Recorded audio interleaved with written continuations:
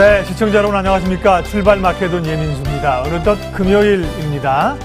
네, 어제 우리 시장이 올랐는데요. 코스피는 6거래일 만에 올랐습니다. 그런데 다우지수도 올랐는데 미증시는 또 6거래일 연속 상승했더라고요. 예, 그만큼 이제 미증시가 조금 그동안의 우려에서 탈피하는 듯한 모양새를 나타내주고 있는데요. 금리에 대한 우려도 좀 벗었고요. 물가지수도 나오면서 유가도 하락했고 채권금리도 조금 밀렸고 좋은 방향으로 흘러가는데 지수부터 체크해 볼까요? 예, 우리 어제 20포인트 올랐죠. 2464. 그럼에도 불구하고 아직 2500을 탈환 못했습니다. 야간 선물은 0.47% 정도 올라서 미증시 상승분보다 오늘도 약하죠. 다우가 0.8% 정도 올랐고요. S&P 기준으로 하면 0.9% 정도 올랐는데요. 자, 이런 환경이 대외적으로 조금씩 안정감이 있어 보이는데 국내 증시에서 문제는 역시 수급이죠. 외국인들의 귀환이 눈에 보이지 않는다는 거고요. 또 MSCI에 중국 에이즈 편입되는 얘기가 슬슬 나오더라고요. 다음 달부터 이제 편입이 된다고 하니까 이 요인도 외국인의 수급을 좀 누르는 요인들인데 어떻게 또 길을 헤쳐나가야 할까요? 전략들 세우고요. 종목 이야기까지 하겠습니다. 출발 마케돈 1부 장용혁의 마켓 시그널로 시작하겠습니다.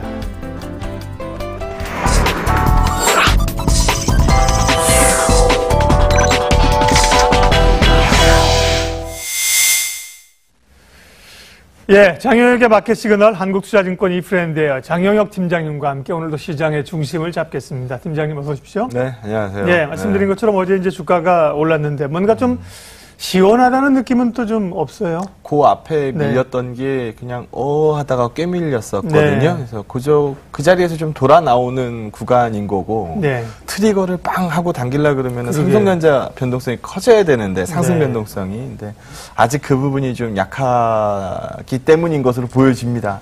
오늘 첫 번째 코너에서는 그 얘기를 좀 나눠보려고 합니다. 예. 자, 그러면 이제 삼성전자의 향방, 또 삼성전자의 향방은 이제 외국인들을 수급하고 직결되는 거고요. 시장의 방향성을 이야기하는 거기 때문에 상황이 어떤지 좀 봐주십시오. 일단 미증시는 좀 전에 짚어주셨던 것처럼 물가지표가 가이던스 대비해서 조금 덜 나왔어요. 그렇죠. 그러면서 이제 우리 사실 올해 4번 금리 인상 실제로 단행된다 하더라도 3, 6, 9, 12월 오른다 그러더라도 이제 더 이상 놀랄 것 같지 않거든요. 그렇죠. 어느 정도 인정하는 셈이죠. 지금. 이제 받아들이는 분위기로 보시면 될 것 같고요. 5번 인상 가능성이 새롭게 등장하지 않는 이상 우리 시장이 두드려 맞을 이유는 없다고 보고 있고요. 트럼프가 그렇게 뜸을 들이다가 드디어 6월 12일 싱가포르로 못을 박았습니다. 그래서 어제 정상회담. 그래서 어제 NDF 역여환율이 7원 이상 빠졌어요. 이것도 좀 이따가 한번 짚어드리도록 하겠습니다. 요즘 글로벌리하게 봤을 때 제일 강한 통화, 그러니까 전 세계 통화 중에서 제일 강세인 통화, 이게 대한민국 원화입니다. 그래서 요즘 아르헨티나 페소가 휴지가 돼요, 터키 리라가 약세를 거듭하고 있어요, 이런 뉴스들 많이 들으셨을 텐데 그런 이 대하고는 단순 비교 절대 할 수 없습니다라는 부분 말씀 많이 드리고 있죠. 그 부분도 같이 한번 외국인 수급과 엮어서 얘기를 한번 해보도록 하겠습니다. 전날 하이닉스가 3% 가까이 올랐어요. 그 전날에는 삼성전자 3% 빠지는 날 하이닉스는 버텼습니다. 삼성전자는 3% 빠지고 어제 1.3%인가 돌렸어요. 그러니까 하이닉스하고 삼성전자하고 반도체 베이스라는 거는 똑같은데 마이크론이 어제도 3% 올랐고 그제가 5% 올랐으니까 이틀간 8% 오르는 동안에 삼성전자는 참 탄성이 약합니다. 하이닉스하고 비교해서 봐도 탄성이 많이 약해요. 이유가 있을 것 같거든요. 그 부분을 한번 오늘 얘기를 한번 해보도록 하겠습니다. 일단 제일 많이 생각 드시는 거는 삼성바이오 이번에 17일 감리해서 예전에 삼성물산 제일모직 합병 때까지 거슬러 올라간대. 그럼 이렇게 되면은 또 어떻게 꼬일지 몰라. 이런 식의 얘기들. 안 가봤잖아요. 사실 우리가 가본 거 아니잖아요. 어떻게 나올지 모르는 거고. 그래서 그 부분 때문에 이렇습니다라고 못 받기는 사실 어렵고요. 최근에 제가 말씀드렸었던 이 삼성바이오 사태 이후에는 다음 뉴스 분명히 삼성생명이 들고 있는 삼성전자 지분 향방 여기가 될 거다라는 부분이었는데 계속해서 예, 얘기가 요즘 나오죠? 요 며칠 사이에 계속 네. 나오죠. 예, 금강위원장 공정위원장, 얘기 나오고 예, 어제 금강원장. 공정거래위원장 얘기 나오고 이건 뭐 마냥 기다려줄 수 없는 거 아니냐, 빨리 해결 봐라. 뭐 상당히 압박하대요. 네, 시장에다 갖다 팔 수 없거든요. 그래서 분명히 카드가 나옵니다. 지금 네. 삼성바이오한테 막혀서 있으니까 그렇지 분명히 카드가 나옵니다. 시장에다가 갖다 팔 수 있는 물건이 아니거든요. 그래서 지금 삼성전자한테는 이거 혹시 시장에 풀리는 거 아닙니까? 뭐 이런 식의 얘기들이거든요. 만약에 블락으로 돌린다라고 하면 받아야 되는 입장에서는 나는 그럼 삼성전자 미리 줄여놓고 나중에 받으면 되겠네 라고 얘기하는 시각도 분명히 존재할 수 있기 때문에 뭐 이런 부분들이 삼성전자를 좀 눌렀나? 라고 생각할 수도 있어 보입니다. 근데 이건 어디까지나 제가 썰푼 거잖아요. 그러니까 그림으로 보여줄 수 있는 부분들을 뭐 증명해서 얘기를 한번 해보도록 하겠습니다. 첫 페이지 보시면은요. 요즘 선물 거래하시는 분들은 뭐 이 지표를 매일 보시겠지만 현물 거래하시는 분들은 별로 안 봐요. 굉장히 중요한 지표임에도 불구하고 지금 시장 베이시스가 마이너스 0.31 나옵니다. 어제 종가로 해서. 지금 이론 베이시스가 0.5 나오니까 지금 이 괴리도 부분으로 보면 마이너스 0.81 나옵니다. 괴리도 값이 마이너스 찍고 있다는 얘기는 프로그램 매수가 아니라 프로그램 매도 환경이라는 뜻이거든요. 그래서 지금 요즘 수급이 왜 이렇게 미적지근해요? 라고 얘기하는 부분들을 상당 부분 설명합니다. 근데 이 베이시스 어그러져 있는 부분을 끌어올리는 방법은 딱 두 가지가 있어요. 베이시스라는 거는 선물에서 현물값 뺀 거잖아요. 그럼 베이시스가 올라가는 방법은 뭐가 있을까요? 선물값이 뛰든가 아니면 현물값이 선물에 비해서 강도가 죽든가. 그럼 둘 중에 하나 나오면 베이시스는 올라가겠죠. 그러면 첫 번째, 선물이 올라가는 케이스. 이거는 뭐 너무나 답이 쉽죠? 어떻게 하면 올라갈까요? 외국인들이 지금 누적 매도 포지션을 안고 있으니까 얘네들이 매수로 쭉 끌고 올라가면 개선될 거 아닙니까? 우리 얼마 전에 외국인 선물 막 1조 사고 뭐 4천억 사고 이렇게 나올 때 시장 빵빵 떴잖아요. 그때 기억해 보시면 돼요. 그러니까 첫 번째 케이스는 외국인들 선물이 돌든지, 근데 지금 외국인들 선물이 안 돌고 있으니까, 그럼 베이시스 개선 카드를 만들 수 있는 다음 방법은 뭔가요? 선물에 비해서 현물의 강도가 떨어지면 되거든요. 좀 전에도 제가 말씀드렸던 것처럼 하이닉스에 비해서 유난히 삼성전자가 약해요. 현물 강도 떨어뜨리는데 제일 영향력 큰 종목은 시가총액 넘버원 삼성전자입니다. 그래서 삼성전자가 베이시스 개선으로 가는 길목에 서 있다 보니까 넘버원 값의 강도가 세게 못 나오는 거죠. 그래서 그 부분이 뭐 첫 번째 이유일 수 있다라고 볼 수 있고요. 두 번째는 뭐 좀 전에도 뭐 말씀 주셨습니다만, 예. 뭐 다음 달이면은 이제 중국 A주의 MSCI 이 편입 이슈가 있는데 우리 한번 솔직히 얘기해 보죠. 이 얘기 나 지금 니한테 처음 들었다라고 하시는 분들 있으면 한번 손 한번 들어보시죠. 나와보세요. 이거 예, 유튜브에 손 들어보세요. 이거 1년이 뭐예요? 이거 몇 년 된 얘기잖아요. 몇 년 된 얘기고 이거 뭐 그치. 우리가 뭐 외울 만큼 외운 거고요. 근데 다가온다는 거 아니에요? 네. 그래서 지금 그럼 다가오니까 한번 보자. 그러면 뭐 15점 몇 이런 것 제끼고 그럼 한국 지금 MSCI EM 인덱스에서 15% 이 포션 들어가 있는데 네. 중국 A주가 5% 편입 들어오면 지금 여기서 보는 것처럼 그냥 그 자리입니다. 15점 몇 나오던 게 그냥 15%로 떨어지는 것 뿐이에요. 그래서 요 해당되는 이 변화 폭이 뭐 어마무시하게 큽니다. 뭐 대한민국 시장을 몇십조 때려박는 뭐 그런 이슈예요. 이렇게 읽을 수 없다라는 거거든요. 그래서 뭐 말씀하신 것처럼 다가오고 있으니까 외국인들 입장에서는 일부 팔 수도 있어요. 뭘 팔까요?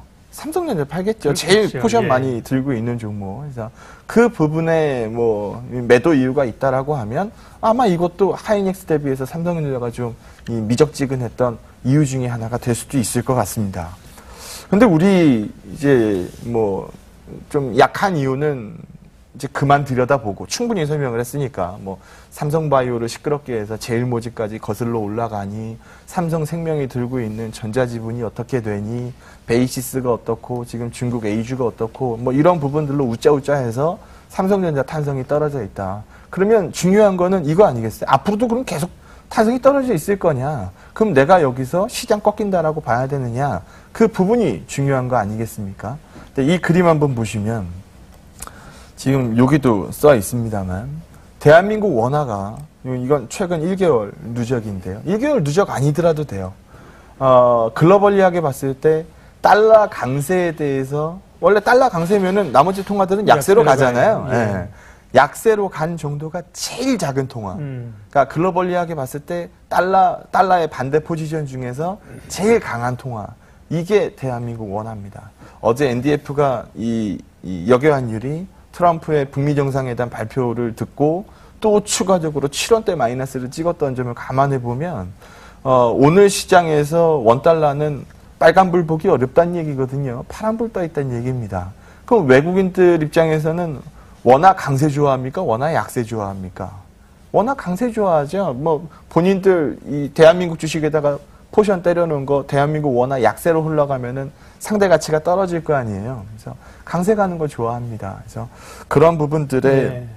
퍼즐이 맞기 때문에 지금 이머징에서 이제 통화가 약세가고 돈이 좀 빠진다는 우려가 여기 보시면 있잖아요. 뭐 러시아 루블, 네. 뭐 멕시코 페소, 네. 뭐 여기 아르헨티나 이 페소는 안 들어가 있는데 쫙 밑바닥으로 더 심각하게 예. 있죠. 터키 리라 요즘 얘기 많고 브라질 헤알 뭐 이런 것들 뭐 인도 루피, 뭐 인도네시아 루피아 뭐 이런 부분들 요즘 얘기 많이 들으셨을 그런 거예요. 거에 대해서 원화가 한국 증시가 상대적으로 한국이 그렇죠. 강하다는 거죠. 네. 예. 그래서 지금 뭐 대한민국 CDS 예. 값이 뭐 김정은 효과로 인해서 연일 뭐 이 안정세를 찍고 있으니 우리 대한민국의 아킬레스건 잡고 있던 거는 사실 대북 이슈잖아요. 그래서 그 부분에서의 뭐 긍정적 효과가 나오고 있으니 우리 이 자리에서 넘버원 값 꺾고 계산할 수 있습니까? 라는 부분으로 설명 가능하고요. 좀 전에도 제가 마이크론 얘기했는데 마이크론 어제도 3% 올랐다고 말씀드렸어요. 이 이틀 동안 오른 게 8%가 넘습니다. 그러면은 얘도 오르는 이유가 있을 거 아닙니까? 물론 마이크론 주가 보시면은 고가 대비해서 꽤 많이 빠졌다가 이제 바운드 만들어내고 있는 건데요. 그 기간 동안에 삼성전자가 뭐 마이크론보다 덜 빠진 거 사실이에요. 예, 그래서 지금 뭐 상대 강도를 뭐 마이크론만큼 채워야 된다라고 뭐 말씀드리기도 사실 어려운 거는 뭐 맞습니다만 지금 나오고 있는 이 뭐 하이닉스 분위기에 대해서도 원체 약한데 그럼 내부로 들어가서 데이터를 한번 보자. 뭘 보면 될까요? 반도체 가격 보면 될 거 아닙니까? 그래서 들어와서 보면 서버램 값은 뭐 많이들 들어보셨을 거예요. 기사 뭐 데이터 구축 센터가 뭐 어쩌고 저쩌고 뭐 서버 수요가 어떠고 저쩌고 뭐 이런 얘기들 많이 들어보셨어요. 4차 산업혁명에 뭐 서버가 뭐 빅데이터가 뭐 이런 얘기들 많이 들어보셨죠. 이거 다 서버램 수요입니다. 그래서 서버램 수요가 그만큼 있으면 여기 보시는 것처럼 뭐 당연히 뭐 가격은 뭐 우상향으로 움직이고 있겠죠. 그래서 물론 튀는 각도가 옛날 각도 아닌데라고 뭐 폄하할 수도 있겠습니다만 꺾인 가격 아니라는 부분 보여드리는 거고요. 뭐 지금 수급적으로 봤을 때 이 우리가 흔히 얘기하는 막대기 램, PC 램, 우리가 PC 뜯어보면 들어가 있는 램 네. 있잖아요. 이 막대기 램이 예전에는 이게 뭐 상당 부분의 수요였습니다만 이제는 더 이상 우리 막대기 램 가지고 얘기하지 않습니다. 근데 이쪽은 수급이 참 타이트하거든요. 그래서 이 뭐 스마트폰에 들어가는 램이라든지 그러니까 핸드셀 램이죠. 그리고 뭐 서버 램, 그래픽 램 같은 경우에도 뭐 얼마 전에 뭐 지금이야 좀 덜해졌습니다만 얼마 전에 우리 한참 모였어요. 비트코인 열풍이었잖아요. 네. 비트코인 그만큼 채굴 하려고 그러면 그래픽 카드 성능 좋은 거를 따라락 꽂아놔야 되거든요. 그래서 그런 쪽들의 수요. 뭐 앞으로 자율주행 갔을 때 이 뭐 그래픽 램의 수요는 뭐 당연히 있을 수밖에 없거든요. 그래서 그런 부분들은 잘 버팁니다. 그래서 지금 우리가 딱 하나 포커스 맞추고 있는 게 스마트폰이 생각보다 부진하니까 이거 어쩔 거예요 라고 얘기하고 있는데 지금 스마트폰 이 디램값 같은 경우에도 강보합세지 뭐 꺾여져 있는 단계는 아니거든요. 그래서 최근에 랜드값 같은 경우에도 안정세 찍고 있는 상황이고요. 그래서 이런 그림 바탕으로 마이크론, 하이닉스 다 잘 버티는데 삼성전자 값으로 우리가 죽는 값 얘기한다? 이건 적절치 않다라고 봅니다. 어제 분할 이후에 삼성전자가 처음으로 맞이한 만기일이었어요. 그래서 얘도 학습이 필요할 거고요. 요 며칠간 시장에서 상대 강도를 충분히 낮게 찍어줬기 때문에 지금 물론 삼성이 안고 있는 불확실성이 너무 많죠. 예. 뭐 사실 지금 삼성만큼 시끄러운 데도 없는 게 사실이니까. 그래서 그런 부분들 때문에 뭐 상대적인 약세가 좀 이어질 수는 있겠습니다만, 시장을 꺾는다라고 봐야 삼성전자 버립시다라고 얘기하는 거지. 예. 지금 우리가 그런 값을 볼 수 있는 지표는 없다.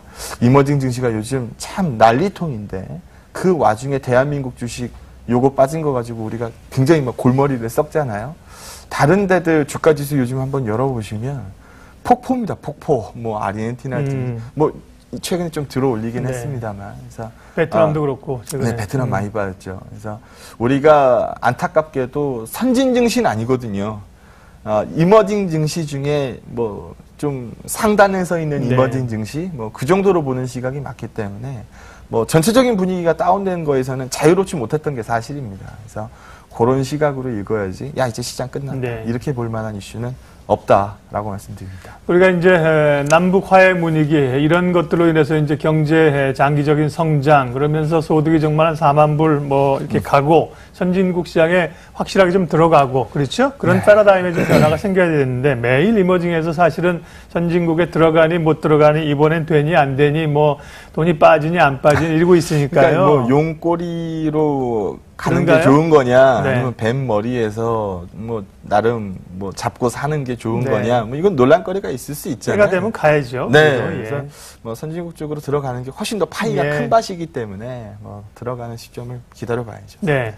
여전히 뭐 삼성전자가 250만 원 할 때나 지금은 이제 가격이 5만 원대가 됐습니다만 장영혁 팀장님은 탑픽에 예, 그 포트폴리오에도 제일 앞에 삼성전자가 있고요. 긍정적으로 보시는 시각 다시 한번 확인합니다. 예. 자, 어쨌든 여러 가지 이슈가 혼재되어 있는 상황입니다. 가장 뭐 중요한 건 실적 시즌을 지나고 있고 그리고 남북 경협 바이오, 그리고 이제 지배구조 이슈를 좀 몇 번 우리가 계속 진행하고 다루잖아요. 네. 오늘은 또 투자 아이디어 좀 어디서 찾아볼까요? 네, 먼저 이제 투자 아이디어를 찾기 전에 네. 뭐 삼성전자 포트 맨 위에 들어가 있지만 네. 그 다음에 들어가 있는 현대제철 얘기 한번 하도록 하겠습니다. 네. 제 입장에선 땡큐인데요. 철강주가 다시 스포트라이트 받고 있습니다. 네. 예. 근데 저는 내부적으로 좀 기다렸던 게, 이 북미 정상회담 날짜 꽂히는 날을 저는 개인적으로 많이 기다렸거든요. 그때까지 모일 만큼 모일 거고, 예. 아마 발표되는 부분 다 나오고 나면, 저는 그 뉴스를 네. 기다리는 입장이니까. 원래 기다리는 입장은 뉴스에 파는 시선들도 그렇죠. 분명히 존재할 수밖에 없거든요. 네. 현대제철 차트 한번 보시면은요. 얼마 전에 5만 원 초반대 주가였어요. 근데 지금 뭐 단기적으로 30% 올라온 자리입니다. 물론 땡큐라고 얘기해야 되는 자리고요. 그래서 이 자리면은 지난번에 우리가 뭐 트라이 했었던 좀 긴 차트를 보시게 되면 예전에 전고점 레벨에 딱 이제 맞아 떨어지는 이 수준까지 지금 와 있는 상황입니다. 그러면 전 이 자리에서는 뭐 좀 줄일 만한 이슈들은 충분히 좀 줄여도 되지 않나라고 보고 있고요. 네.